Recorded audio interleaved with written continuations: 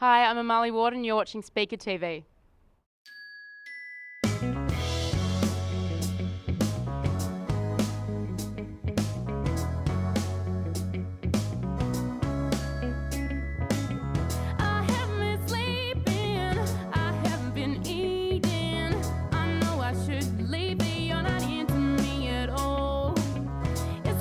2012 was pretty busy.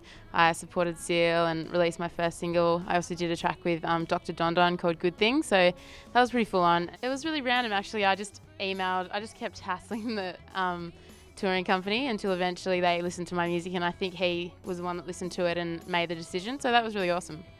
I've always been singing since I was a little kid, but when I was 16 I went on Australian Idol, and then I ended up in the top 12, and before that I just really liked singing, and I'd never actually thought about what type of music I wanted to write and perform, and then after that I was like, this is pretty fun, I'd like to do this for a job, and then I kind of started writing and exploring what I wanted to do musically, and then it went from there.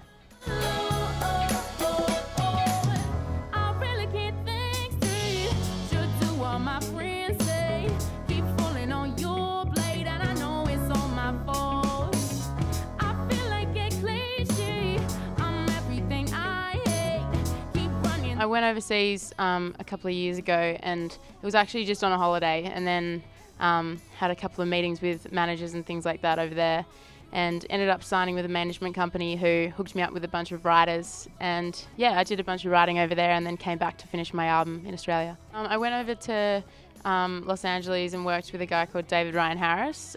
He plays guitar for John Mayer, and he's also done some writing with Guy Sebastian on Battle Scars with Lupe Fiasco, India RE, and he actually hooked up all of John Mayer's touring band as well, and they're just awesome musicians, so yeah, they played live on the album and we recorded it over there. I really wanted to write about things that I felt were really important to me, as opposed to just going, oh, today I'm going to write about breakups. Knock You Out, for example, the single is about homophobia and racism and just bigotry in general, and then there's another song, what else?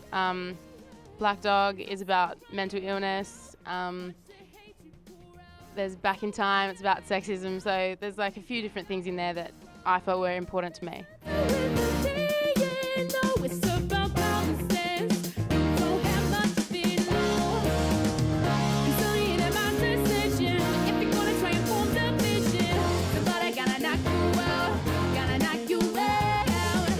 Hi, I'm Amali Ward and this is my MOG playlist. The first song I think I put on there was Remember the Time by Michael Jackson. I'm a massive Michael Jackson fan, and that was my favourite song of his when I was growing up, and I had the official video on VHS, so I always used to watch that all the time. It's awesome, and he's been a huge inspiration to me and influence on my music, so that was why I chose it. The next song is Lately by Stevie Wonder. Again, hugely influenced by Stevie Wonder, but I saw him live about 2 years ago and he played that song and it was just amazing.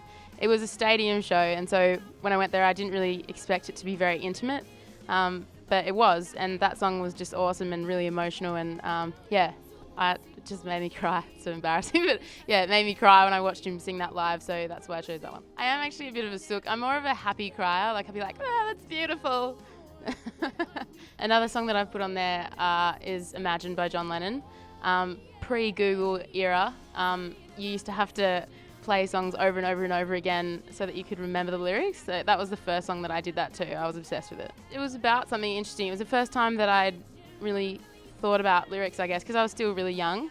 So I hadn't really thought about the lyrics so much. I just was like, oh, that's really catchy. And then, yeah, that was a song that made me, I don't know, think about the potential of things that you could write about apart from just falling in love and that type of thing.